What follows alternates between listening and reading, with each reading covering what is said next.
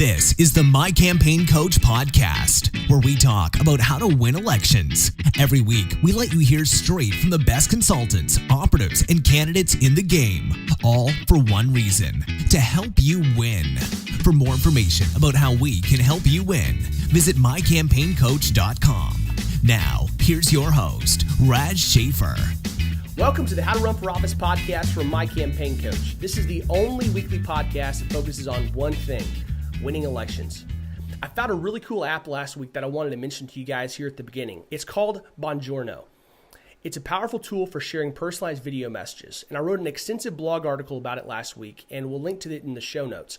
But I wanted to give you guys a heads up about it because I think it's a great way for campaigns to increase the personal connection via video with their individual voters, donors, and volunteers. And we talk a lot in the blog about some different possible use cases for you guys. And I'm actually using it personally for anybody that's signing up for any of the online courses, the free or the paid, through mycampaigncoach.com. So if you want to get a quick personalized video from me, just go to mycampaigncoach.com, sign up for the email list and one of our courses, and you'll be seeing my pretty face coming across via a short video very soon. This week's guest is a master of all things Twitter, enemy of ridiculous regulation, and lover of every three-toed sloth out there. She's got the most colorful hair in Washington, D.C., and when she's not searching for sloths to pet, she's making memes of Mitch McConnell. Shoshana Weissmann is a digital media specialist with the R Street Institute, where she manages the Institute's social media and email marketing, in addition to contributing graphics and video skills. Shoshana joined R Street in 2017 in June, having most recently managed digital communications for Opportunity Lives, a group that highlighted positive stories and policy solutions. Before that, she managed social media and wrote for the Weekly Standard. Early in her career, she managed digital communications for the American Rising PAC, where her strategy was highlighted in a piece that appeared in the New York Times. Shoshana has been featured in Red Alert Politics' 30 Under 30 list, and in 2012 was the youngest person on the District of Columbia Republican Committee's 35 Under 35. She lives in Washington and has a stuffed sloth named Grover G. Norsloth. Senator, welcome to the podcast. Thanks so much for having me. Oh, it's my pleasure. And for all the folks listening, if you don't know why I addressed her as Senator, you don't follow her on Twitter, that's her Twitter handle, Senator Shoshana, which goes back to her deciding at 14 years old that she wanted to be a senator someday. And she doesn't have the title officially yet, but we love calling her that on Twitter, where she is an absolute rock star. I'm really excited to have you on the podcast today. Thank you. I'm excited to be here. Well, let's start out, same as I do every week, talking about your background and what in the world made you want to be a senator at 14. How'd you get involved in politics, and why are you staying involved in this crazy game right now? Well, I was raised a vegetarian, and I got into debating at a really young age. I wasn't very good at it, but I did it, and I always enjoyed debating and trying to prove my case even when I was wrong. My parents always joked I'd be a great lawyer when I was little. I was always very artsy, and I taught myself graphic design when I was 8 years old. Again, not very good at it, but I started playing around and learning. When I was 13, I got really sick, and I was watching Fox News all day, and I just got really passionate about it. I'm like, this is what I want to do with the rest of my life. Then I learned what being a senator is really like, just watching and getting involved in politics more. And I'm like, well, this is terrible. I don't ever want to do this. So that's no longer. You wised up early. Yeah, I'm like, well, this is just awful. Like, I can't look good, work hard, and be nice. I can do 2 out of the 3 of the bags under my eyes. Tell you which ones I chose. But I'm glad other people do it. I'm glad good people do it, but I'm not going to be one of them. But I got involved in like grassroots campaigning, all that stuff, and then comms, and then digital. And since then, I've gotten into other stuff like the judiciary, cities, and lots of other nerdy things, and social media, where I get to just nerd out all day. So I'm very happy with it. That's awesome. Well, our stories share a lot of similar attributes. I had some very severe liver problems and was very sick, when I was like 12 years old. And that time that I had downtime as far as reading and getting to watch some C-SPAN and to kind of hone my love for this crazy world of politics definitely helped shape a lot of my later involvement as well. And it's really cool hearing your story and find out a little bit about you, because one of the things you can see from your Twitter profile and the color of your hair and all those different things that you're involved in is that your personality comes through very clearly, and it's a pretty cool way to share who you are, in addition to just the fact that you are a conservative as well. Oh, thank you. It's funny too. I never thought I'd be able to get I'd be able to have rainbow hair, but it's funny because I loved it, and I started out in politics when I was 14 with blue hair. I'm like, okay, well, no one's taking me seriously, so this isn't working. And then by the time I worked for America Rising PAC, my boss then, Tim Miller, who later worked for Jeb, I said, like, hey, can I have a little blue hair? Like, is that cool? I can hide it when I'm at work. And he's like, do your hair. So I did my hair blue, parts of it, and then it just kept growing. Then it became the underside. And then at the Weekly Standard, I asked them, like, do you guys have any issue if I do, like, rainbow hair? And they're like, do whatever you want. So that worked out. That's hilarious. Well, I've long been a fan of, especially when it comes to social media, making sure that, as conservatives, folks have talked about politics a lot, that there's a lot outside of politics, and when it comes to getting our message out and building relationships, if we only have one facet to who we are, and that's politics, then we're gonna be pretty boring people, and we're not gonna be very great friends, and we're gonna have a hard time connecting with people and really getting our message out there. And so, I, through my Twitter personality and my profile there, I try to make clear there's other stuff that I like and that I'm gonna talk about outside of politics. And the diversity of things that you talk about and the color of your hair all help show that personality through, and I think make it to where it's hard for people to believe that we're just some heartless conservative. There's a lot more out there and a lot more to us. I think that's a really cool thing to make sure is front and center for you. Thank you so much. And I'm totally with people. Politics is a small part of their lives, if it's any. And when you lead with it all the time, and of course, there's times when you want to lead with it and talk about something you're passionate about, but when that's all you show about yourself, people forget that you're human. So when you show you're human and different and weird, and, everyone's weird, or at least they should be, and most people to be weird. So it's good to lead with that and show that you're human and where your ideas come from, so that it's not just these far-sounding ideas, but it's something that actually makes sense, Absolutely. There's so much in our culture and politics right now that makes it easy for us to make enemies out of people and to dehumanize them. And Twitter is the absolute worst at this, because we get to talk to each other 140 characters at a time, and it's nearly it would be hard for me to imagine a medium built better for trolling and for non-substantive conversations than Twitter. But if we want to use that to be able to communicate our message and values and what we think needs to come across and needs to be done in our country, one of our first steps is to make it hard to dehumanize ourselves and the people that we talk to, because we have to hang on to that humanity and realize there's a person on the other end of that 140 characters and that Twitter handle. And if we're going to connect with them and make sure that our voice and our thoughts are not discounted very easily, showing that personality is a key part of that, because people, when it comes to getting elected, when it comes to building relationships, they don't want to just have somebody that necessarily agrees with them politically. They want to see somebody that's like them, that shares values. And by showing those multiple dimensions to our personalities, I think that's a very key first step in building that profile. Agreed. And, there's a couple of politicians who also do that really well, like Ben Sass. He always tweets pictures of dead animals or, like, silly pictures of himself. Like, I love that. It's so silly. It's so stupid. And all he focuses on parenting. I mean, most people can relate to that, whether they have kids or they want kids someday. And, of course, it doesn't matter what year you live in, but you're always worried about the world your kids grow up in and how it'll affect them. And having a senator who talks a little about that, not from I'm going to regulate this standpoint, but, this is something we can all relate to, and here's my perspective, and maybe, it's similar to yours, is really helpful. And, like, Chuck Grassley he tweeted something the other day. It was like showing the naked ladies at the garden, and it was like the flower was called Naked Ladies, but it's just so silly and, like, so ridiculous. Or John McCain in his butterfly shirt that's, like, 90s worthy. It's fun, and it's nice to see that side of them. When they're too harsh, it's just like you're talking to government. But when they're like this, it's like you're talking to an actual person who can joke around and have fun or be a little bit silly. And it's so much different. I mean, I know not long ago it was the case that you had to be so professional, because otherwise you wouldn't be taken seriously. And whether it's Trump's doing or, the culture changing overall, you have to be less professional in order to be taken seriously. And in certain ways, that's definitely a good thing. So you can really see the person who's the politician, so you can really understand them. Or in other cases, just you can see where they're coming from a little bit more, because overly professional and overly stiff isn't helpful. And of course, there should be a level of being professional, but as long as it's not harming anyone, as long as you're being honest, I think there's a real value to it. Like, I mean, everyone who, or most people love Ben Sass because he's hilarious and he's funny, and like, you understand where he's coming from. And I hope to see that from more people on Twitter, rather than the people whose lives are defined only by politics. You know what I mean?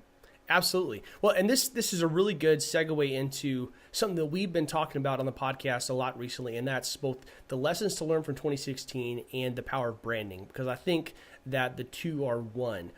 And a couple of weeks ago, we had both on Bonnie Siegel, who was Ted Cruz's brand strategist, as well as Teresa Hong, who worked and was the digital content director for Trump during the, from once he won the primary on through the inauguration. And they're actually partners now in political brand strategists. And so we got to talk a lot with them about the different campaigns and how they approach branding. But one of the lessons that through this conversation that came out to me as far as the big takeaway from 2016 is that brand is really, really key. And that more now than ever, it's not the party's brand that we're talking about; it's the individual brand. And so that, you can't just have these are the planks that we believe in. This is the link to my website where I talk about the platform, and I copied and pasted off the GOP website.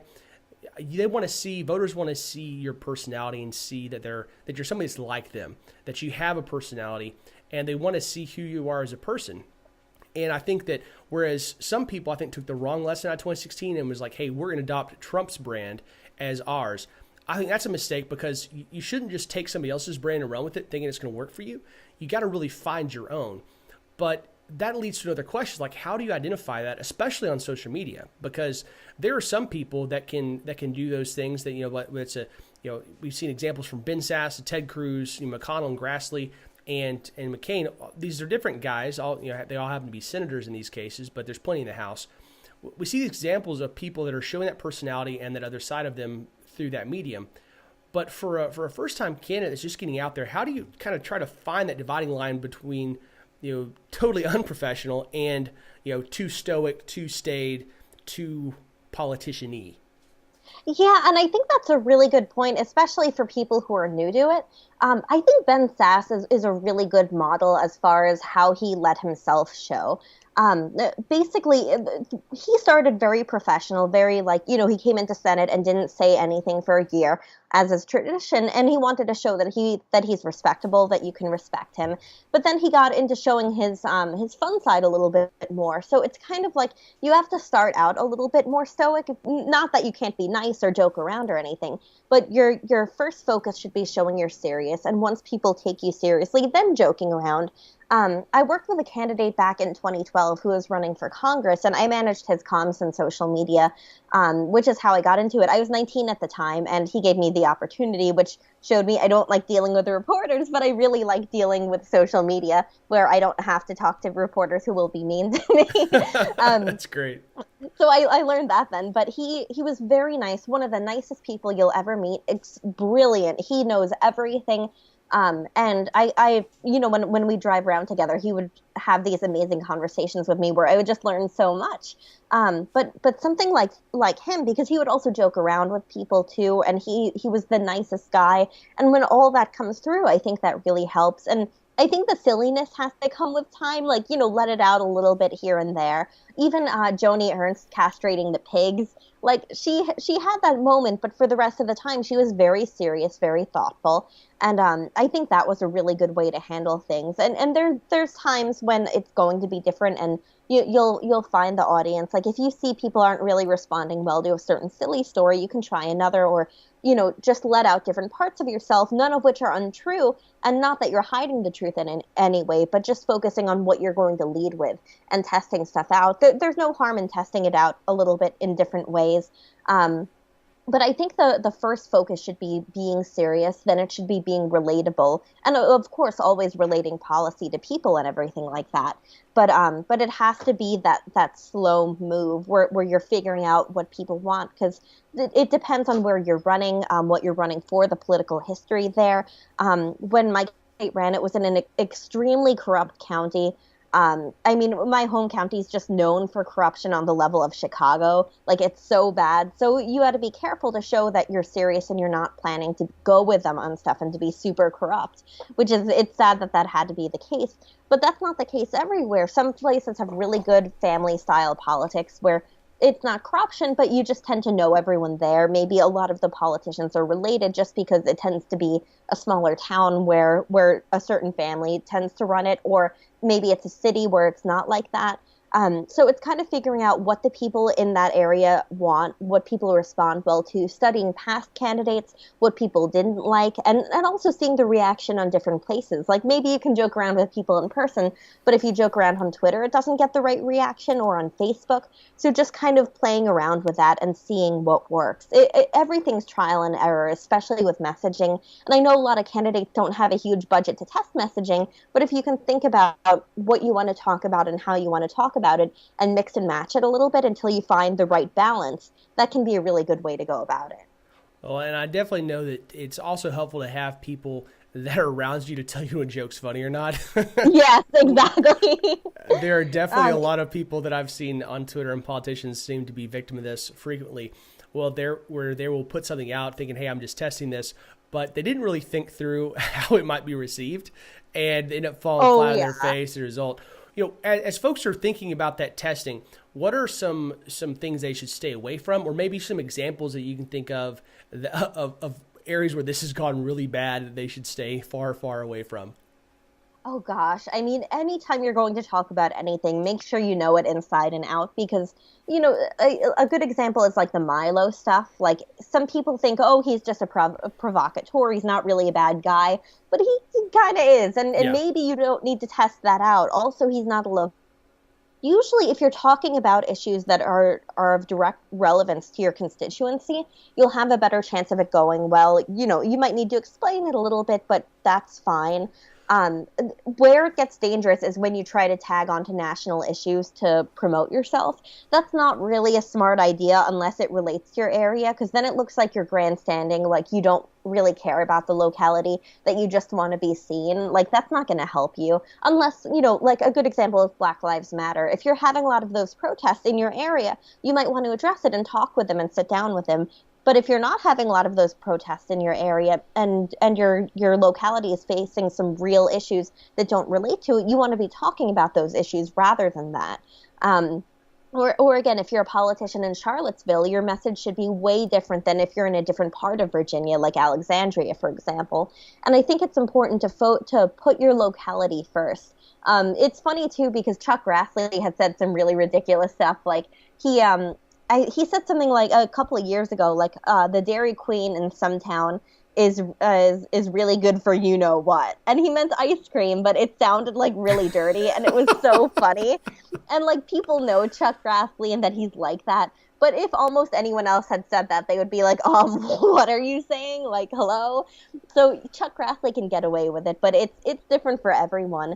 Like something that can be kind of cute and adorable coming from him is not going to be cute and adorable coming from everyone. Yeah, I think having people around you that can help give you advice, help you test things, and making sure that the test bed you're using is appropriate for what you're trying to communicate is really critical. I mean, one of the things, the early lessons my dad taught me growing up was that communication is not what I say, it's what you hear. And but especially when we come to truncated mediums like Twitter and even Facebook, areas where you're not getting the full picture, you're not hearing the inflection, seeing the facial expressions, you're not in on the rest of the joke. You need to be able to communicate very, very carefully and make sure that what you're saying cannot be easily misconstrued. People there are plenty of ways that people who have an agenda that want to try to do something with what you've said can try to spin it. But your goal is to make sure that what you're saying gets through your message as clearly as possible, with as few possibilities for misunderstanding or really spinning that as you can. Yeah, that's a really good point. Like, try to make it airtight. I mean, it's going to be hard to do that sometimes, but I think just being on the safe side when you can is better. And that doesn't mean you can't joke around, but it does mean if there's a controversial issue, you need to really research it and make sure you're talking about it right. Like, there's a lot of brands that mess up, whether it's the Pepsi commercial. Someone had gone through and pointed out everything wrong with that commercial, and it was pretty bad. Or when the Aurora shooting happened, there was a brand that tweeted something like, "Oh, I see Aurora is trending. It must be about our dress." And then people were like, "Dude, what the hell? That's not way okay." Too soon. Not funny. Yeah.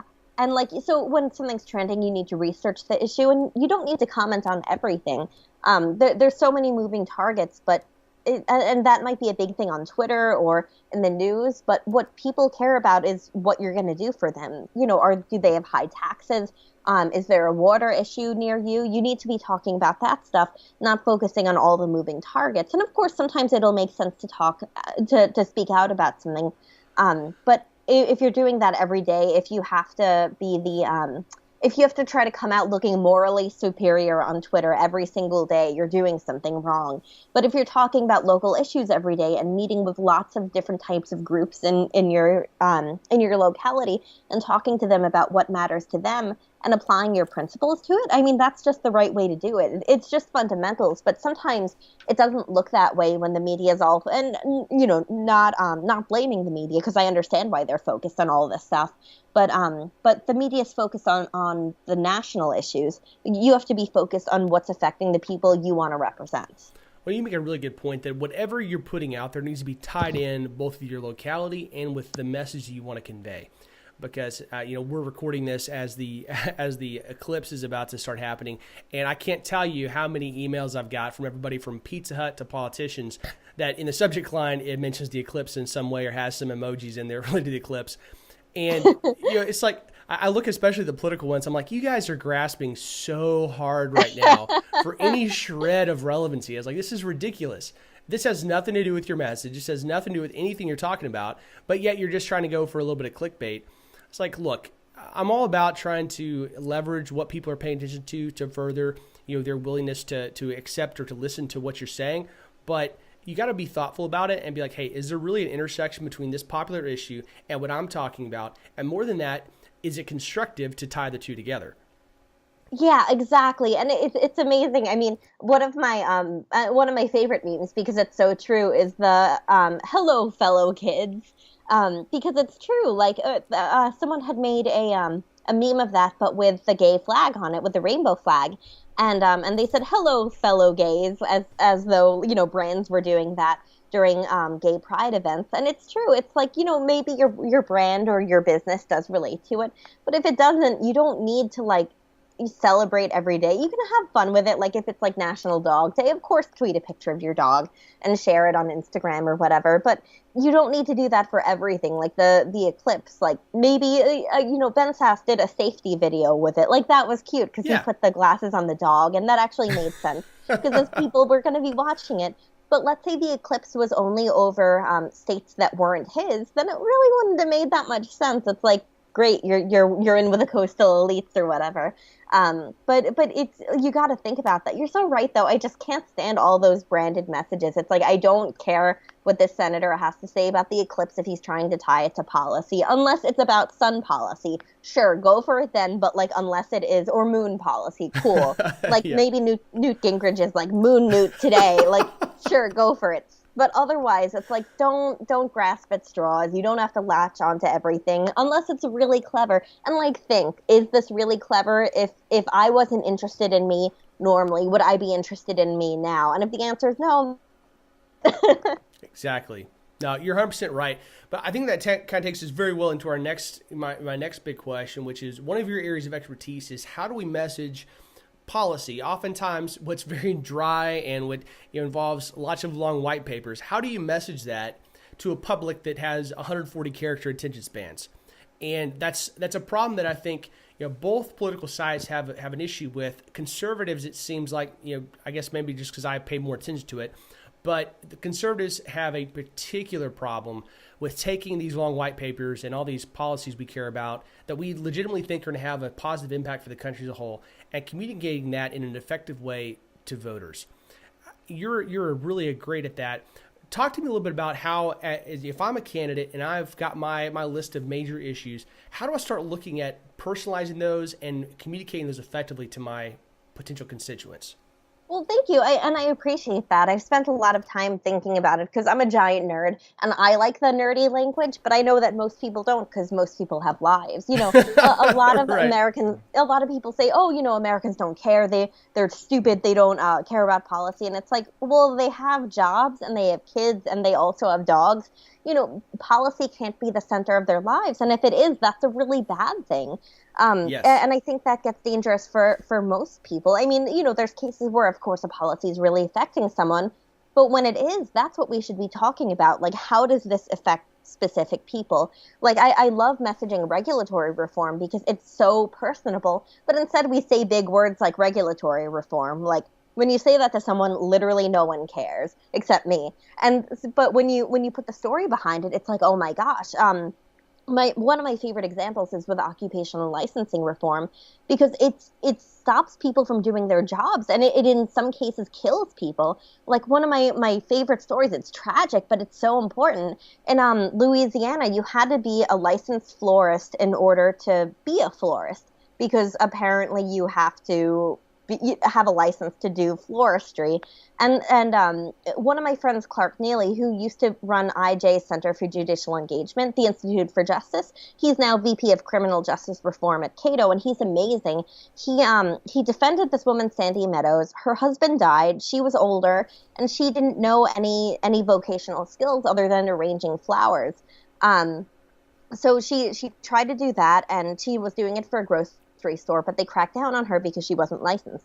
So in order to become a licensed florist, not only do you need to take a test or anything like that, but a board of licensed florists who presumably don't want more competition have to judge your floral arrangements. They don't judge it for safety. They judge it for how much they like how the flowers are. So this isn't about health or safety. Most of these licenses aren't. And, there are times when I understand that there's a line where you can argue that it really is. This was one of those egregious cases where it wasn't. And unfortunately, most of these cases are like this.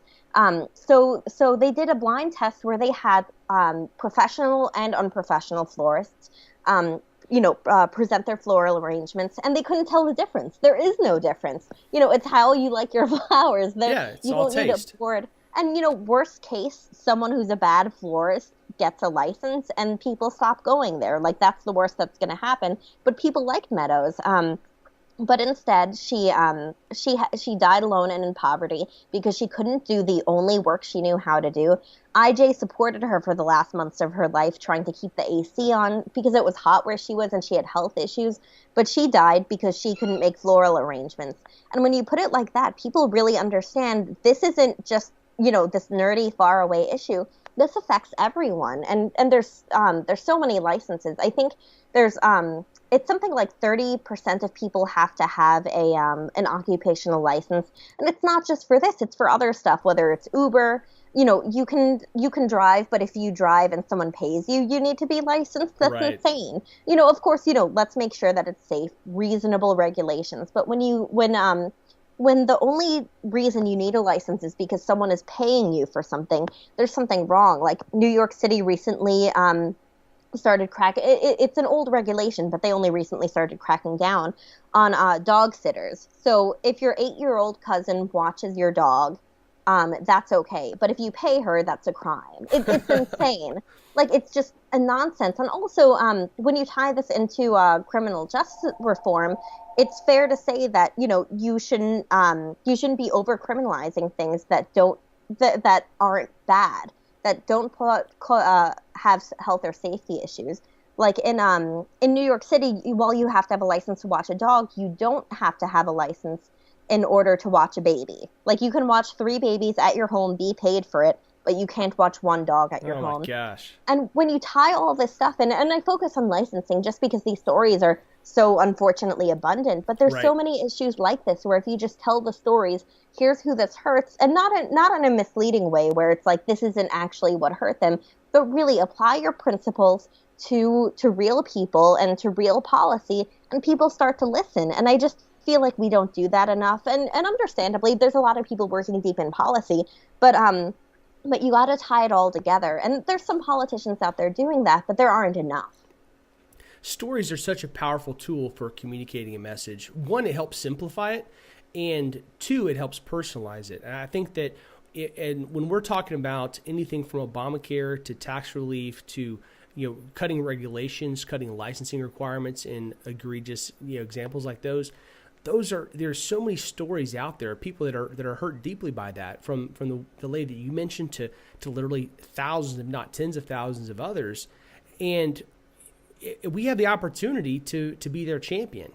And if we're not talking about their stories, even if we're talking about the policy, it really makes you wonder, why the heck should I care about licensing? I mean, not being able to do floral arrangements sounds like sounds kind of silly that they would require you to have a license, and that just sounds like an abuse of power to be able to have that floral jury holding that over. But it doesn't sound like a big deal until you realize there are people that are dying or that are not being able to pay the AC bill because they were refused the one thing they know how to do. And once you do, that raises the urgency. It makes it clear why we should expend political capital to go fight these things, because it affects real lives and it affects their welfare, their longevity, and their whole life. And if we can connect with those stories, if we can put the time and effort in to identify those people that are being harmed, that enables us to help them and change things in a really, really huge way. Yeah, exactly. And it's frustrating that we don't take advantage of the stories that happen. And, we did that a bit with Obamacare. Unfortunately, and I understand that with any major policy, there's going to be stories on both sides, some people who are helped and some people who are hurt. But stories can't be everything. But if you tie it into principles and into the larger picture, more often than not, it'll do you some good. I mean, it's better that we told the stories of people hurt by Obamacare than that we didn't. But this can tie into almost any issue. It's a little harder with some because sometimes it's not the direct effect of the policy, and it might be dishonest to say that it is. But when it comes to some of the nerdiest issues, oddly enough, like especially anything related to regulations, you'll be able to see stories like that. And I think we do our policies a disservice when we don't market it that way, Well, and even when we can't necessarily find a specific story that encapsulates and really personifies the policy that we're talking about, we can find the numbers, the factoids that really communicate clearly. So, for instance, in Texas, as we've talked a lot about education funding, and as some of the quote-unquote pro-teacher, pro-student organizations have championed adding more and more dollars to the education budget, one of the big things that the conservatives have countered with would say, well, how many of those dollars are actually going into the classroom? How many cents on every education dollar is actually reaching the children? And that's been one of the metrics that's actually helped in a lot of cases push back against the people that say, oh, well, you conservatives are just anti-teacher, anti-student. You don't care about education. You're trying to gut the education system. So no, we actually care about them. We want to make sure that they're actually the ones getting to be able to take advantage of the money. We want to see students actually educated, not just administrators getting nice jobs. And so even when you can't personalize it with a direct story, or even if that's not carrying the weight, being able to look carefully at the facts, the numbers, the implications of what you're doing, and be able to look for those things that are really going to carry the message there is really, really important. Yeah, that's a really good point. And a lot of times there are stories on the opposite side that do mislead that way. Like a really good example is that, and also the minimum wage debate. Of course I feel for people who aren't making enough money to support their family. And there's ways we can combat that. But when you raise the minimum wage, it has the opposite effect. And talking about that, and I know it gets a little wonkier there, but if you can explain to people and show examples of where it's hurt, I think that's when it starts to help a little. Unfortunately, in that case, you need the bad to happen in order to have the example to explain that. But getting into those stories and showing, no, it's not that we don't want poor people to make more money. It's that we want to make sure that when we put in policies to help people, that it actually helps people. And explaining it there. And of course it gets wonkier there. And my dad's a teacher and he's seen a lot of the abuse in schools. I mean, I've known about like rubber rooms from the time I was little, and it just baffled me that kind of thing existed. But then also a lot of teachers, like he's under a lot of pressure to pass students who shouldn't be passing. And I know he was no fan of Bush's No Child Left Behind because it actually hurt the kids who Right. were being passed along because they didn't end up learning. And that's kind of what turns college into the new high school and grad school into the new college and all that stuff, which again hurts lots more people. But getting down to those principles and explaining, like one article I love to go back to is Robert Trakinski. He's at Real Clear Policy. He had this great article on the paradox of subsidies, how like you want to try to help people. Sometimes if you try to help people the wrong way, it can actually hurt people. And getting into that, I thought was really helpful to explain, because I understood the principles, but when he put it into such concise words, it helped me explain to other people, when we fund stuff, it actually hurts them, and here's how. Well, and I think there's a lot of examples these days of, quote unquote advocacy organizations that are lying to their members, whether it's unions, whether it's teachers unions or others. Oftentimes this is the case. It can be all kinds of different industry organizations, people that have their own agenda that's honestly separate from their average member. And this oftentimes is a great place for conservatives to find a way to message directly to those members and say, look, while this organization, which you're forced to be a part of or are a part of for some reason, is telling you this, here's the real truth of it. And explain to them, look, this is how it's going to affect your life. And you have to be very articulate when you're trying to reach out there, but it's a very fertile ground for saying, look, let's kind of dive into how this actually impacts your life. Because much like your father, as a teacher, there were things that I would imagine, this is an assumption based on what I know about teachers here in Texas, where there were times when there would be an organization that he's a part of that's saying, look, this lobbying for some specific thing, and your dad would know that that's not the right way to go. That's not actually going to help. There are these these quote unquote pro education people at the federal level. They're saying this is the way to fix education, whereas tens of thousands of teachers across America are saying, no, that's going to cause huge problems and huge unintended consequences. And we see that here in Texas with different types of quote unquote pro-business organizations championing causes. Are like, man, that's actually going to hurt us. That's going to hurt these average folks that are dues-paying members of the Chamber of Commerce. And that strikes me as an opportunity for us as conservatives, if we can find those right stories and we can be careful in how we communicate it, to really pick up some ground. Yeah, absolutely. And sometimes with the most hardcore members, you might not be able to make that difference. But with a lot of people, they're well-meaning people who maybe don't know the issue as well as we do in certain cases, and be able to explain both sides. I mean, my opinion's been changed that way many times. It's funny, when I was a teenager, I thought, I got everything, like, this all makes sense, I'm going to stay here. But the more I learn, the more I'm like, I was actually wrong on that. And most well-meaning people are okay with being wrong. It's when you become overly tribalistic that sense goes away. And again, I've been there before. So when I criticize, I'm also criticizing myself. But there's a lot of opportunity there. Minimum wage is a good example of that. A lot of the union stuff, because they advocate for stuff that's not good for the members. And it's fine to have unions, but you have to have voluntary, make it voluntary for people to join. Otherwise, you're compelled to join an organization you might not always agree with. Right. And a lot of times unions haven't done enough to help my dad or his friends when they actually could have used union help, but they're always there to be political advocacy organizations. Yeah. And it's like, well, that's not helpful. And and it's not to just criticize unions. Any system set up that way with mandatory membership in order to, perform an act or be part of a profession, that's just naturally going to have those problems. And I'm sure most of them are well-meaning too, but it's just, bad incentives to do the wrong things there. But there really are a lot of opportunities to show our solutions and to show here's how we can help people more. Like, a lot of Bernie supporters want free college, and I'm very, very anti-college in a lot of cases. I made a mistake by going to college. It didn't do anything for my career. They marketed it to me wrong. I'm sure you had the same thing when you were in high school. Go study political science if you want to work in politics. Well, actually, it totally doesn't help you. You will learn nothing related to what you need. And that hurt me, because I could have been studying something more useful, like maybe digital or learning coding. I wish I knew coding, but instead I went through learning things I already knew or stuff that was totally irrelevant. And then there's the people say, it's helpful to you. And it's like, well, that's great, but I also have the internet and I can learn there. Like, most stuff I learned about the Constitution, I learned through the Federalist Society, through the debates, not just the Republicans or the conservatives there, but the debates when they challenged each other. I love that. But you miss out on a lot of that in college. And even when college is useful, you should have all the information you need to go in the first place, or maybe a trade school. Too many people see that as like a lesser thing, but it's not. Plumbers make a lot of money sometimes, and that's great.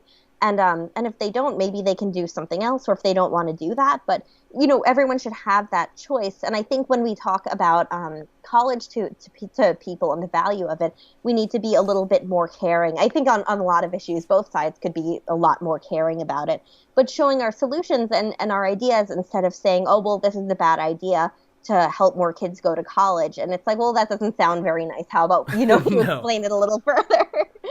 Yeah, we've fallen into that trap a lot with folks saying, "Oh, well, everybody does need to go to college," and that very easily opens us up to the counterattack of saying, "Well, you elitist, it was good for you, but it's not good for those people."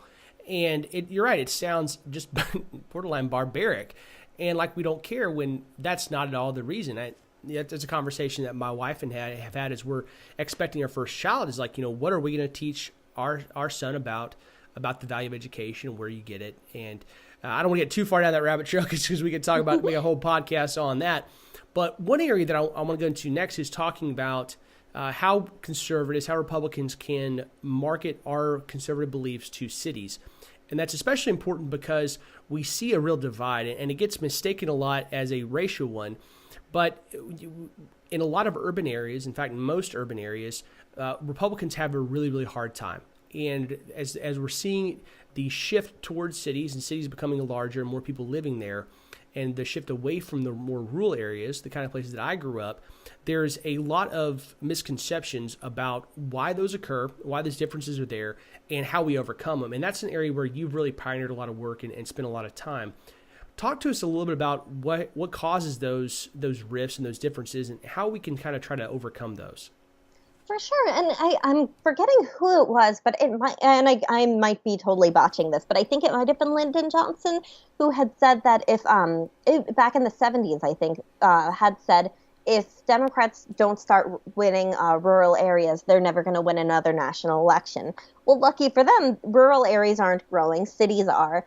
And with population density comes voting Democrat. It's if you look at, there's a really great graph that, you see voting patterns change at 800 people per square mile. So a lot of people think it's about race or it's about lifestyle, and it's kind of all those things and none of those things too. It's just population density. And for various reasons, Matt Lewis from the Daily Beast has had some really great explanations on why Republicans worship rural areas and Democrats tend to go more towards cities, which explain why, some Democrats refer to Republicans as hicks and some Republicans refer to Democrats as coastal elites. And I mean, it's just because more people in rural areas tend to be Republicans and more people in cities tend to be Democrats. And there's various reasons for that. But among the biggest is that Democrats kind of stopped trying in rural areas and Republicans stopped trying in cities.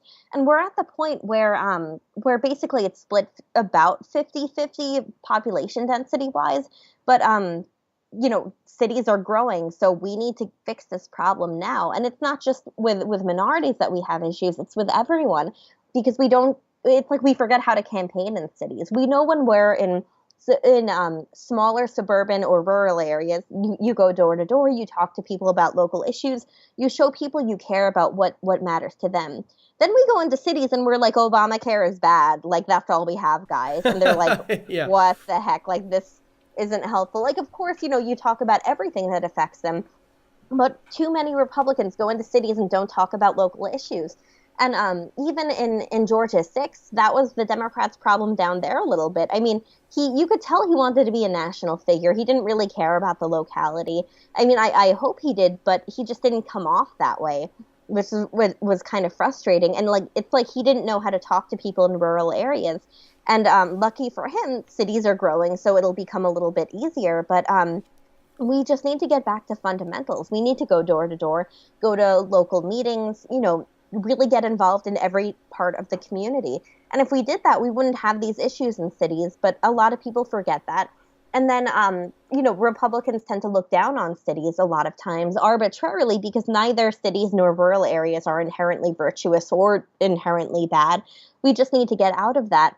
And their issues are just like rural issues. Both areas struggle with occupational licensing reform. That's neither a red state or a blue state thing. Unfortunately, too many Republicans in certain areas have tried to overregulate on the local level. Corruption isn't for either party. It happens in both. And if we just go in there and be good politicians and lead people and talk about the things they care about and treat them with respect and talk about the things that matter to them and show we care. I mean, that's really all it comes down to. It's funny because I grew up in politics and I know you did too. So I'm wondering if you saw the same thing, but we were always raised not to bother campaigning in cities. And my favorite excuses were, they don't like Republicans. Yeah, because we don't show up. Two, they won't vote for us no matter what. Well, we should try before we settle on that. Or my favorite, free market solutions don't work in cities, as though economics changes when there's lots of people. No, that's what economics is especially for. Those are the centers of economies. We should be there being yes, we love the economy too. Let's help this out. Let's grow this. Let's do the things that we need to protect people, but also to make sure that they're free to do what they want as long as they're not hurting anyone. And it's frustrating not to see that. So I'm not sure if you saw the same thing where people didn't ever bother campaigning in cities. Yeah, I saw plenty of that. Most of my early years, I grew up kind of out in rural Texas, and so a lot of my initial political experience was in that more rural side of things. But as I started doing more and more state and federal work, there was a lot of that. Once we started getting into the more densely urban areas, and it seems to be an aversion there. But I want to make sure people don't gloss over that idea of making sure that the issues you're talking about and the stories you're using connect directly with your district, with your locality, and in larger districts, making sure that wherever you're talking, that you're communicating directly to what they care about. And that's because one of the central things you have to communicate to voters is that you're like them and that you share their values. And you don't do that by talking about somebody else's, some other type of person's problems and how you like and care about what they care about. You do it by talking about what I care about and the issues and the problems that are closest to my heart and my life and the things that my family struggles with. And so that means that you have to be aware. If you're somebody that has a district or you're running for a district that covers, rural and urban, the things you talk about as far as issues are going to be different or should be depending on where you're at. And that's not to say that your position on them is different, but the ones you highlight and the areas where you're focusing are going to be different based on the needs and the people that are in front of you at the time. And the stories you're going to use are going to reflect directly the types of struggles that your audience has and that they know about and they deal with, because that's what's going to most closely tie them to your cause and your solutions. And from the Georgia 6 example that Shoshana gave, as far as Ossoff running down there, to a lot of Republicans that they run, especially when they start talking about federal office or Congress, but in a lot of cases, even at the state level, they run on national issues. And this has been kind of pervasive throughout our conversation, but you got to make sure that you're talking about stuff that's relevant to the community. And one of the examples that I talk about a fair amount is a guy that I coached this last year and just got elected to the city council in Fort Worth. So it's 150, 180 some thousand people in the district, but of course it's municipal election, so only about 8,000 or so we expected would vote. And Brian, the district he wanted to represent, covered everything from some of the richest to some of the poorest areas, from nearly 100% Anglo to 100% minority areas of the city. And so one of the things he did was he personally knocked over 5,000 doors, going and talking with these people and listening to the problems and things that are affecting their communities, their specific little boroughs within Fort Worth, and trying to identify ways to help them. And if you don't understand the problems and the difficulties your constituents are facing, you can't expect to be able to get their vote, especially based on some big, broad national party platform. And so when people are looking at this and they're trying to figure out how to communicate those directly, obviously the more person you can get, the better. But what are some of those things that you find particularly powerful when you're trying to figure out what your people care about? Yeah, and I think one of the really good examples is homelessness. When you talk about cities, a lot of them are struggling with lots of homelessness issues, and there's different ways to combat that. Actually, one of my favorites is the Doe Fund, which was started by a guy, George McDonald, and I worked for his campaign back in 2013 when he ran for New York City mayor. He didn't win, of course, but he was really good. Like when you listen to him, you would just hear him talk about these amazing stories of these people who are homeless, and his organization got them off the street, got them back on their feet, and got them their lives back. Like that's just so beautiful to me. And everyone else felt that way too when they heard these stories. And there's a lot of organizations like that across the country, and I tend to think that that's one of the best ways to deal with homelessness, just because they seem to really understand the issues, and so many of the people who work there used to be homeless themselves, so no one understands what homeless people are facing better than them. But focusing on issues like that, like when you're in a city, what are people talking about? What are people struggling with? I mean, in DC, it's the metro because it kills people and it's like really bad. So if a Yeah, candidate came in and said, "Here's how I'm going to fix this," like, yeah, I'd be like, "Sweet, this is really interesting to me." But I think it's always important to put principles first, because it's easy to get lost in giving people what they want in ways that just Right. don't make sense or don't make sense for government to do. So sometimes it's helpful to just have government work with existing charities that are doing these, doing a great job already. Like I wish New York City would do more with the Doe Fund. I think that would be really amazing. Or even to take some lessons from the Doe Fund. Like, what are you guys doing, and what are you guys seeing that we could use that will help homelessness, and focusing on those really local issues. In other places, it's like zoning can be a really big issue. One of my favorite scholars, Timothy Sandifer, he's now with the Goldwater Institute. He had written on how zoning hurts people. Like you might have zoning to like keep the commercial districts together and the residential districts together, but like that doesn't always make sense for people. And if people don't like that there's a business nearby, they just won't go to it. And it kind of works itself out. But if you have government telling people what they want, that's not usually the best way to handle it. Again, health and safety aside, those issues, of course, are important and they need to be taken care of. But if, like, there's a restaurant in an apartment building, like, that might be a really good thing. And if it isn't, people just won't go there, and that'll be turned into more apartment units. And there's a lot of examples like that where it's just these random local issues that might not be a big thing everywhere, but in these specific areas they are. So one really good way to identify these is just talk to people and say, what do you want more from government? What are you having trouble with? Is it transit? Is it building? Is it zoning? Whatever it ends up being. And in some areas it's obvious, like DC has a really big homeless problem too. And it's not to say I know the best solutions, but the person running to represent DC ought to have those solutions, or at least ideas of how to fix it, because no one has all the answers. But I'd listen to that person a lot more than I would the person who comes in to represent a locality who's like, I love Obamacare, or I hate Obamacare. Like, congrats, you don't have authority over that. What next? Like, but let's come figure that out. And it should always be based in principles.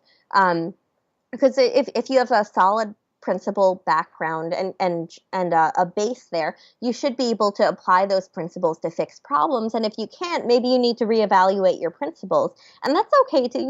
I think we give politicians too much trouble for switching on issues sometimes, but sometimes it makes sense for them to. And it should be really evaluated by the logic of it, not the popularity of it, not anything else. And that's one thing I wish people in America would be a little bit better with sometimes. But just seeing that the person's trying to fix the issues, staying true to principles is a really big thing for people. And talking about examples like with the Doe Fund, George McDonald has a really compelling story where he just he was walking through, I think it was Grand Central, and he just saw all these people lying on the floor, and like how horrible it is that actual human beings have to be lying, in public places because they don't have homes, they don't have jobs, and they can't do anything more. And it's really sad, but he went up to try to fix that. And even though he didn't become mayor, he did really launch a successful organization to fix it. And I just wish more politicians would focus on stuff like that. Not just, I'm a liberal, I'm a conservative. Like, congrats, we know that. What now? How are your ideas going to help? So I think that raises a really good point, and that's how do you build credibility as a candidate on these issues? Because if you don't have credibility to talk about a certain subject and yet you try to make that a central position of your campaign, it's going to leave you open to some pretty right-leaning attacks or pretty correct attacks on you for saying, well, hey, did they just come up with this because it's campaign time? And I think you're right as far as politicians changing their mind. The problem is it's hard to tell when they're changing their mind because they actually feel a change of conviction or they feel like they're wrong, and when they're changing it just because it's politically expedient. And right. When we're talking about especially a lot of these very personal issues or at least issues that impact people in a very personal way, if you're all of a sudden going to discover these once you're on the campaign trail, it's true. That could absolutely be something where you had a moment that it really crystallized for you and it all of a sudden popped on your radar screen. But especially in these local area things, if you're only becoming aware of the important issues to your city or to your district once you run, once you're already in the race, that means you didn't do your homework. And you're probably not going to have the credibility with the affected people to actually provide a solution and actually gain their confidence. And so I think there's a lot to be said for candidates right now, wherever you are, if you're thinking about running for office this cycle or years from now, to be exploring and making sure you understand what the issues are, what people care about, and what hurts them in the area you're looking to run, so that you can, one, do something about it now, because you don't have to be an elected official or a candidate to do something. Be part of the solution like George McDonald was and is, and you're going to have a whole lot more credibility down the line. Plus, you're going to help a lot of people's lives, whether or not you get elected.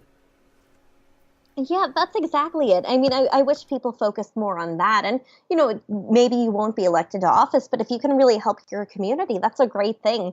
One other thing I really wish politicians would do more with regard to these issues is first identify the issues and then identify the experts on both sides. Like find scholars. Scholars love talking to people because no one ever asks them questions, but they're the experts. I nerd out over my favorite scholars all the time, and I'm amazed they have time for me. I'm like, no, oh my gosh, other people should be talking to you because you're amazing on this. So doing more of that and reaching out to people, and it's not always that one side has all the issues.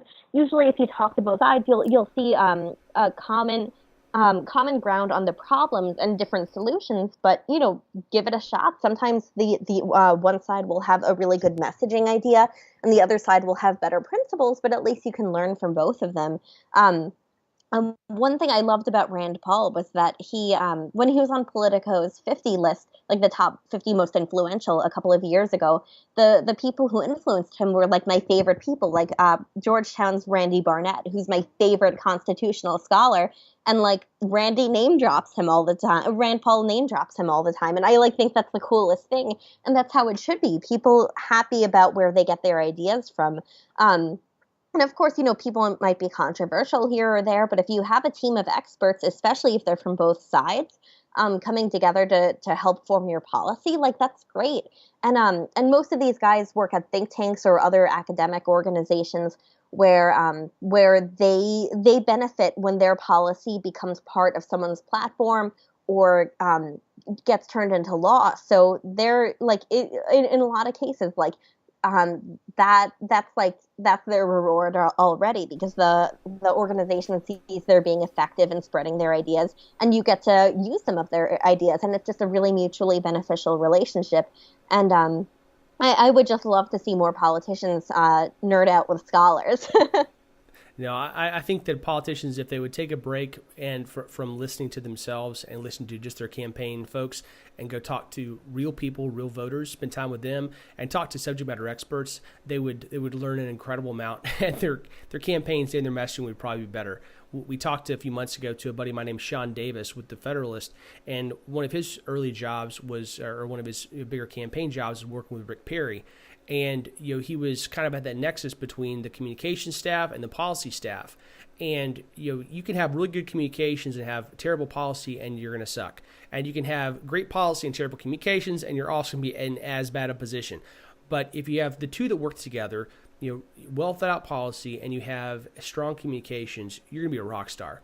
And we need more people that are going to make sure both sides of that team are well balanced, and it doesn't happen a whole lot. Do you have any final thoughts as far as how we can do better in cities? There's maybe some how-tos there before we move on to talk about ethics and politics. Well, I think one really important thing is that when you go into cities, don't talk about being Republican. I mean, don't hide it. Don't pretend you're something that you're not, but don't lead with that.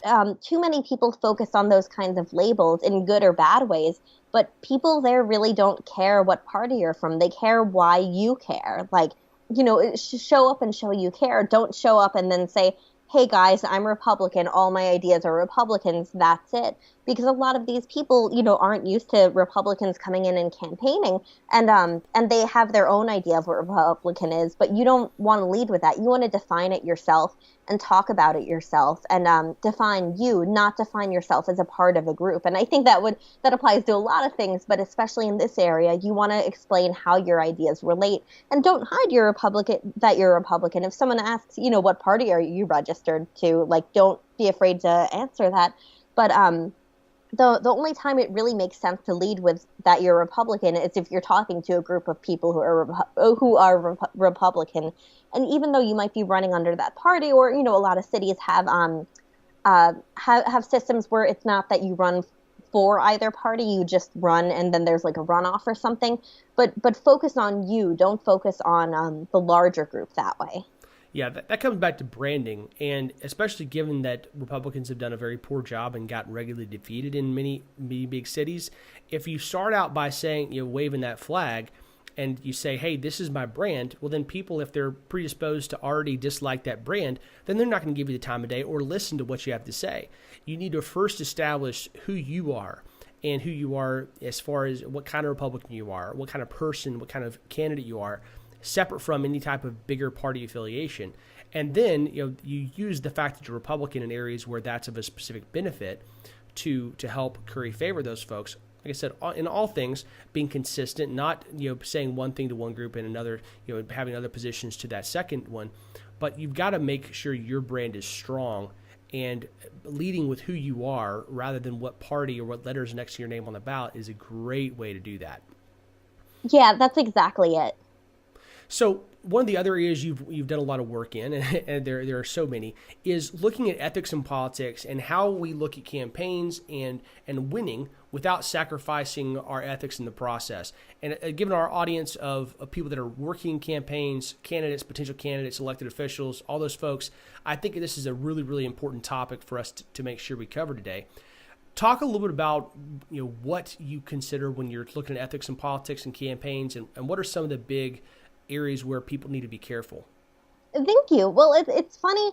I kind of got my start in politics in a really unethical place when I was 14, and I didn't realize it until I was like 16, and all the corruption became really clear because, of course, I was just excited to be with other Republicans and stuff like that, and that was a really big thing for me.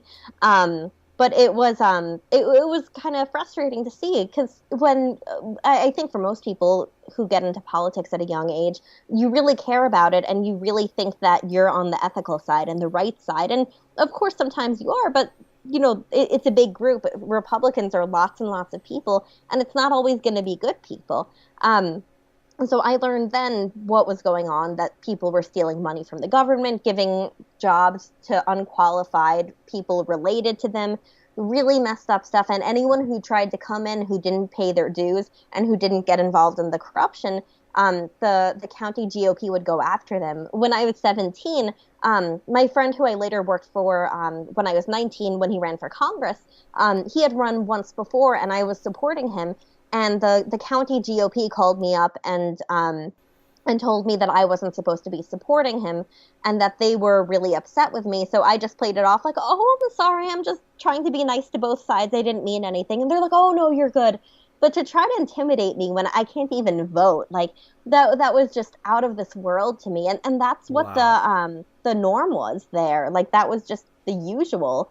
And it was really frustrating to see that kind of stuff. And learning that at a young age, I think really helped me realize that even if I ended up being on the wrong ethical side, I always tried to do the right thing.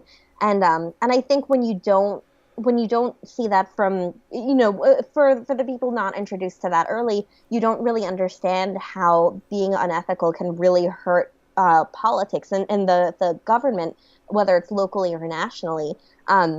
I worked at the Weekly Standard during the election, and I wasn't pro-Trump. He really upset me on certain things that really mattered to me.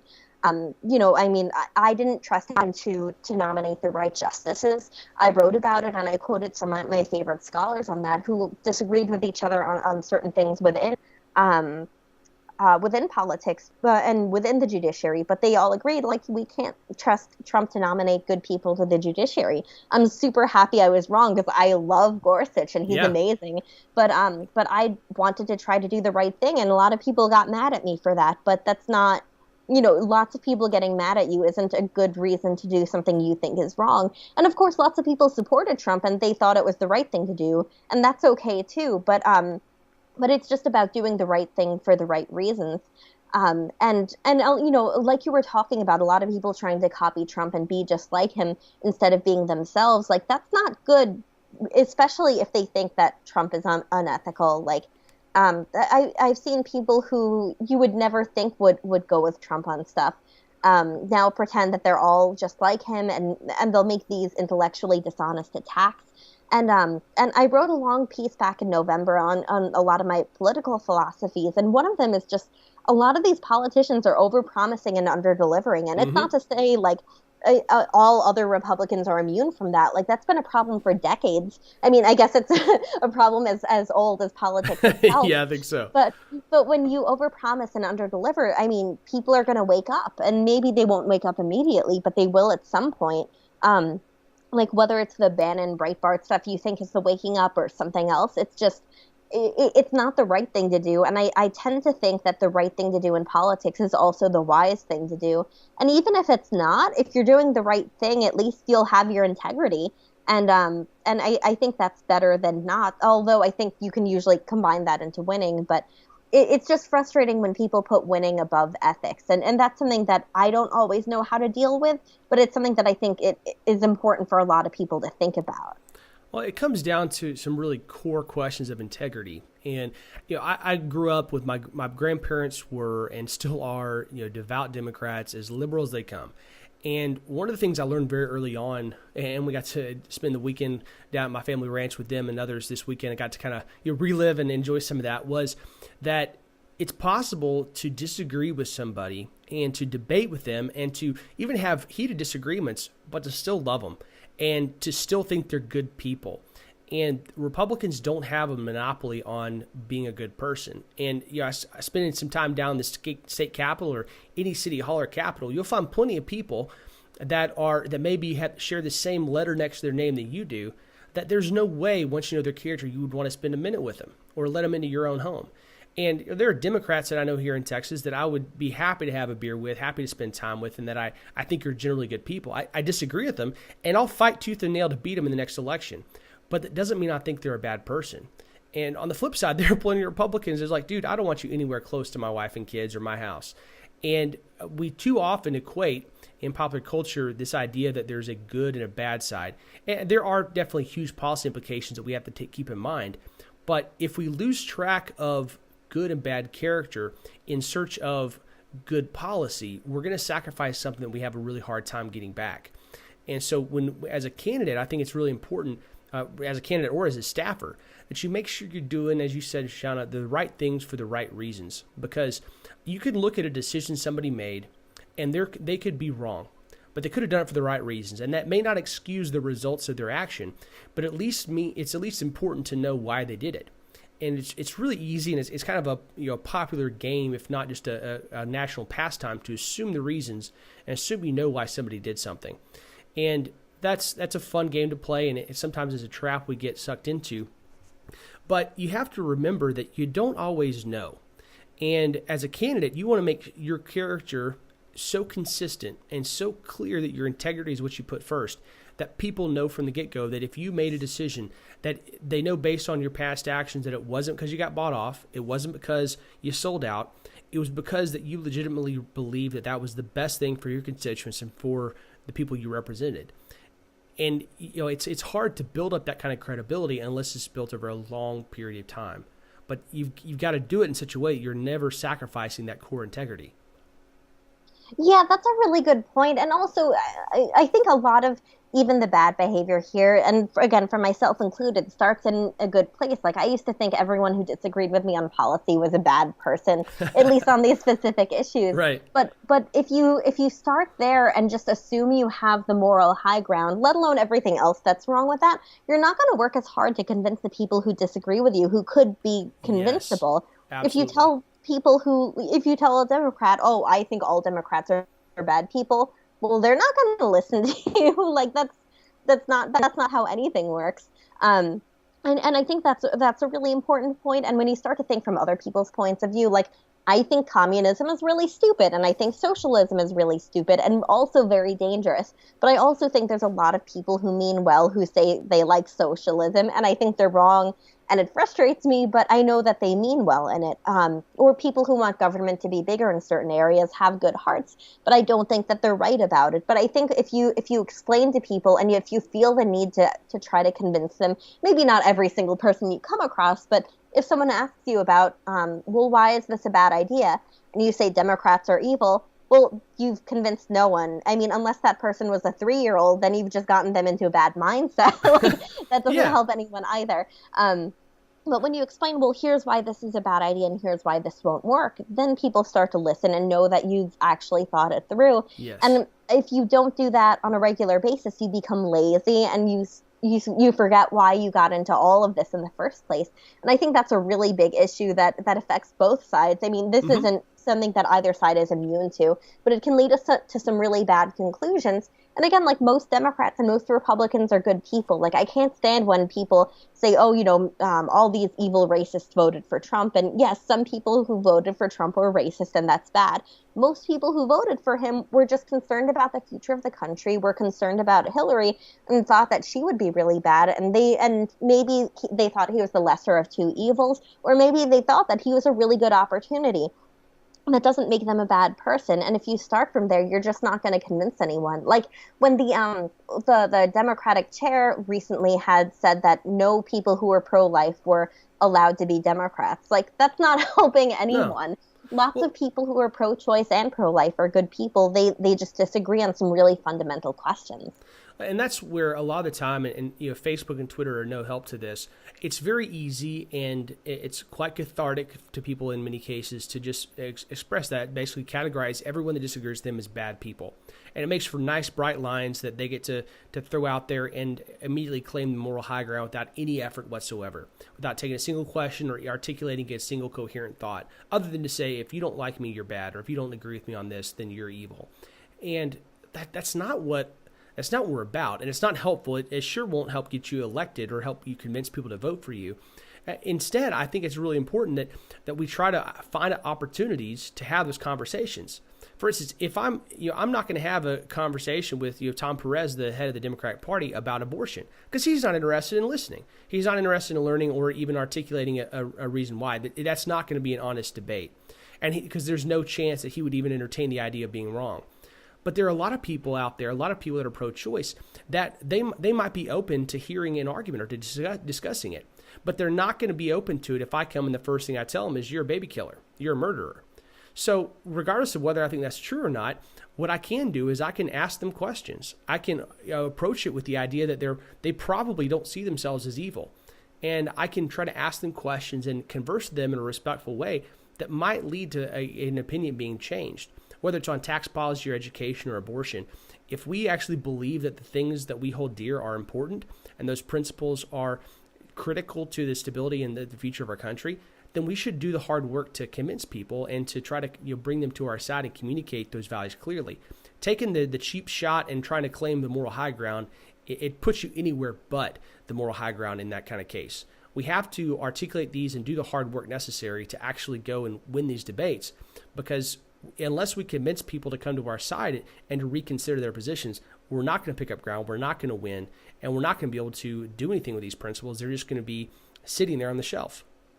Yeah, that's a really good point. I mean, and it's frustrating too, because one other thing to be gained is when you talk with someone who disagrees with you and you try to keep a level head, you can learn about their concerns, and maybe like you guys aren't so different after all. Maybe the goals are the same and they have some ideas where if you incorporate it, they would actually be on board with you. I find that tends to be the case in education reform a lot, licensing reform too. Like, some people think that I want to stop all health and safety regulations. Well, I just want to stop the ones that aren't actually health or safety regulations. And when you get down to it, most people are like, oh, that makes sense. There's lots of bipartisan opportunity there. There's lots of, when it comes to criminal justice reform too, there's a reason a lot of conservatives have gotten on board with it. It's because some things that are crimes like really shouldn't be crimes, or one idea I like is the concept that you shouldn't throw kids in jail for things that are only crimes if you're a kid, like skipping school or stuff like that. Like, if you jail kids for that, that could create more problems than solutions. So thinking through stuff like that, thinking through it logically, where it could lead to solutions that both sides like. And I just feel like all of politics really misses that opportunity. And if you're running for office, why would you want to alienate people unless you absolutely had to? I mean, if you're starting with the assumption, well, this group will never vote for me, you're starting wrong. Maybe they're less likely to vote for you, but it's still worth a shot, and you'll still gain their respect by trying. And I mean, I voted for Democrats before on the local level when I knew they were way less corrupt than the Republicans. Or if I met a Democrat and I knew his history and I knew that he was a good guy, even if I disagreed with him. If I also knew he wasn't going to contribute to the really, really bad local politics, he would have a better shot, or maybe at the very least I wouldn't end up voting for the Republican opposing him. It comes down to stuff like that, just being a decent person and being thoughtful and not demonizing the people who you want to vote for you. When you think about it, it's just common sense. And people cross party lines all the time, especially on the local level, when it's really less about partisanship and more about leadership. Unless you say, well, everyone who disagrees with me on this is evil, then you've just lost lots and lots of potential votes. You are 100% right. Now, we got to talk about a lot of serious stuff, but I did put out the question last night onto Twitter, is like, say, hey, I'm going to be interviewing Shoshana tomorrow. Does anybody have any questions? So we have like one or two that I want to throw out there, a couple of the funny side and one on the serious side there. So I'll start with some of the funny ones. One, Jules Verne on Twitter wants to know, who do you have that does your hair? And somebody else want to know, how in the world do you keep it? You keep it looking like a good rainbow. Oh, that's so nice. So I do my own hair. I get it cut. I don't think I'd ever be able to cut my own hair.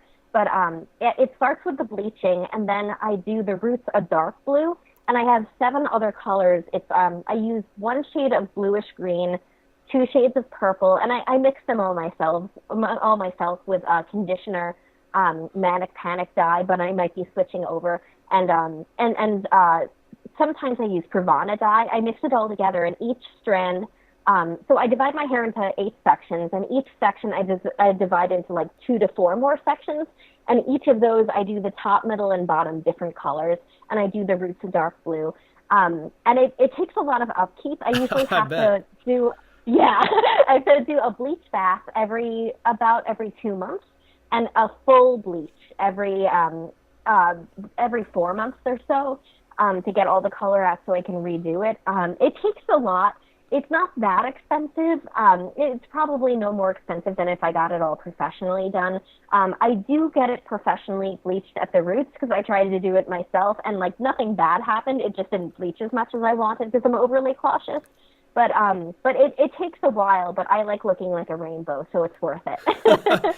That sounds like a lot of work, especially from a guy that does as little as I do. That sounds like a ton. But you definitely keep it very nice and full of color. You. What's next one? Incognito Memes ask, what's with the whole sloth thing? Well, they're just magical. I mean, if you're on the internet as much as I am, you just see sloths everywhere. And I didn't used to be a fan, but then I just saw them and they were so pretty and they gave women flowers and it was so sweet. And when they look up at you, they have these beautiful eyes and they smile and they just look happy. And when you see them in person, they just want to cuddle with everything. I just love them so much. They poop once a week. That's like the dream. And they can lose like 1/3 of their body weight pooping. Like, that's just amazing. All they do is just chill and eat leaves, and then like once a week they poop. Like, that's really the goal. And they also have ecosystems on their fur. Like, they support life. They're pro-life. I just love them. They're magical. And like, hilarious. I don't get how anyone can't love that. That's hilarious. Well, and if you want to see if you guys listening, if you want to see the level to which she loves sloths, I'm going to post a link in the show notes to the cloth their fabric that she designs, which features sloths quite heavily in a couple of designs. So you can see just one more manifestation for love for sloths there. Thank Bernanke wants to know, so does she know if Snapchat Hot Dog is starting in 2020? And I think the follow-up to that is, will you be a social media manager? I mean, I'm applying for the position. I haven't talked to my bosses at RSI about it, but I think they know that if Snapchat Hot Dog does run, I want to be on his team. He is the perfect model for America, actually it's a she, sorry, I always get confused. It's a she. I'm not sure why Snapchat decided to make it a she, but I love that they decided to do that instead of like, I don't know, like making their company fiscally sound. So like, I just love it so much. It's just like, it is America. When we're bored and we're like, we have really pressing stuff to do, what do? We meme. And that's what Snapchat did. And that's why that hot dog is just so perfect. It's not announced yet, but the Snapchat hot dog has proposed and we are to be married. There you go. Next year. So I'm really excited. And unlike in Georgia 6, we're getting married long before she announced it for office. There you go. And last, taking us back around to a serious note, what do you think? So J.R. Hansen 4 asks, what's your take on identifying good candidates to attack Democrats in 2018? You know, it's hard. I've been wrong about politicians. Fun fact, I hated Ben Sasse at first. When he started running, there was so much stuff that I thought was shady, but then later on I figured out like what was actually happening, and it really had nothing to do with him. So I'm not always the best person to identify. But listen to what they say. Listen to how they talk to people, what they talk about. Are they just saying pretty things, or are they talking about good ideas? Do they seem to have solid principles? And, you know, they should be thinking through it a little bit more. And also how they present themselves. Are they trying to be the next Trump or the next whatever? Or are they just being themselves? And do they have something unique to offer? A lot of people hate when lawyers run for office. I love lawyers. They're my favorite people. But also make sure that it's not that they think that's what they deserve, but they have ideas that they want to put in. So really try to focus on what they're saying, what they're thinking. And I know there's so many to research, and I know it's really hard to be able to do that. But if someone says something that really makes sense to you, keep following what they're saying and go from there on it.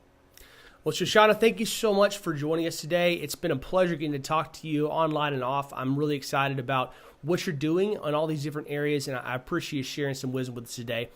For all you guys that are listening, thank you guys very much for tuning in again this week. It's my pleasure to do the podcast, and I learn something new every week. I hope you do as well. If you're interested in getting more of the content that we're putting out outside of the podcast, go to mycampaigncoach.com, and you can sign up for our email list. We send out a weekly digest of some of the best campaign-related articles that we found online, as well as the ones that we put out, so you won't miss a bit of the content that we send out every week. And also check out our courses. We have the free Are You Prepared to Run for Office course. It's 1 hour long and helps you diagnose whether or not you're ready to run for office. And we have our advanced candidate course as well that's available. So check those out. And if you get a chance, if you like what you're hearing and are enjoying it, we'd really appreciate it if you would give us a nice rating on iTunes, leave us a message there, and maybe over on Facebook as well. So you guys have a wonderful week, and thank you again, Shoshana, for coming on. It's been great talking to you. Thanks for having me. Please subscribe and rate us on iTunes to help spread the word. We'll be back with you next week with more campaign insights from My Campaign Coach.